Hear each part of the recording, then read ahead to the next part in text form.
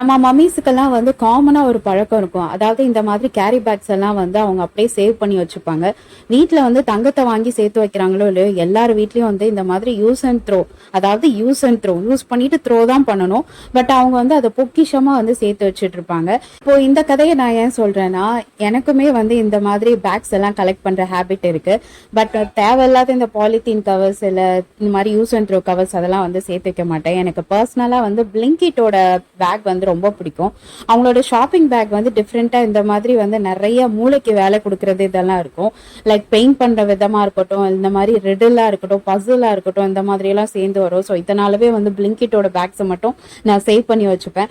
By the வே, எனக்கு time pass பண்றதுக்கு நான் இதை அப்படியே ஷூட் பண்ணிட்டு ஒரு ரிடில் நான் சால்வ் பண்ணேன். இதுல சால்வ் பண்ண முடியாத ஒரே ஒரு வேர்டு இருக்கு. அது எங்கன்னு இந்த வீடியோல கண்டுபிடிச்சிருந்தேன்னா அப்படியே நீங்க எனக்கு காமெண்ட் செக்ஷன்ல சொல்லுங்க, அது எந்த இடத்துல இருக்குன்றத சொல்லுங்க. இந்த மாதிரி உங்களுக்கும் பிளிங்கெட் பேக்ஸ்ல உள்ள பசில் சால்வ் பண்ண பிடிக்கும்னா லைக் பண்ணுங்க, சப்ஸ்கிரைப் பண்ணுங்க.